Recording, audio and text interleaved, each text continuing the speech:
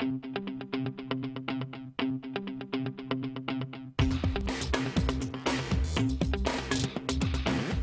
you watch many of my videos, you know me, I hate maintaining separate estates of things. Separate collections of music, separate collections of apps. You know, you get little buckets of everything everywhere these days on all your devices. That's where MirrorLink technology may offer some relief. This used to be called terminal mode, a Nokia technology. It's now become part of a large consortium of companies that want to basically do this. Let you take what's on your smartphone, let that be the hub of what happens in your car, and use the display of your head unit and the amplification, maybe the radio, to just sort of serve the phone. Let me show you what I mean by that. So here I am with a Nokia Lumia, and I take a USB cable that goes into this Sony head unit, which we're using for demonstration. As you can see, when I do that, it wakes up and says, aha, I'm connected to a MirrorLink technology-enabled head unit. It's now going to establish a connection over this cable.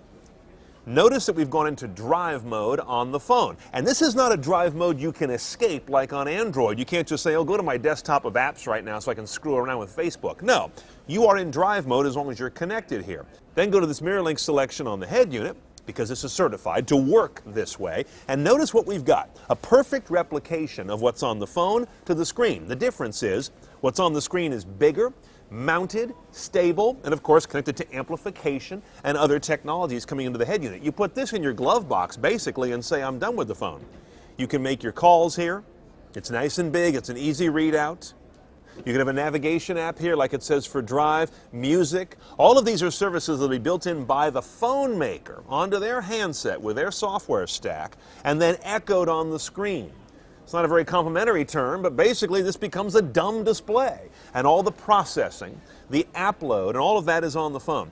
Now notice, though, that none of this says that the head unit maker has to sit on the sidelines and just make the dumb display. They can also put in a tuner, navigation, their own Pandora, or all of these can also live under MirrorLink. That's where you get the flexibility to decide if you want to go all MirrorLink, phone-centric, or if you want to spread some of the functionality across two different devices. Now the roadmap on this is that the MirrorLink people in 2013 want to get app developers on board. I'm not showing you a lot of apps right here, kind of just a few basics. They want to get the app developers on board sometime around Mobile World Congress in 2013. And then the other thing I'm waiting for is when can they get an OEM supplier to the automakers to build this technology into a vehicle that comes off the factory floor. Because the aftermarket is not where the action is anymore. This has got to become something installed within factory cars. They're also talking about that taking root in 2013. So the big idea here is manage your phone, your media, your apps, your settings, your preferences, all of that here, and not have to duplicate, replicate, or recreate that on what's built into your dash. You still have the choice of doing that, but you have the choice of also simplifying.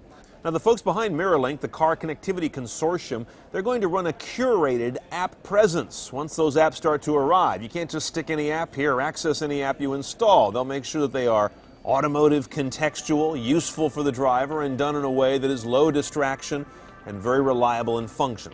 I like the idea. We'll be watching it in 2013, see how the potential develops.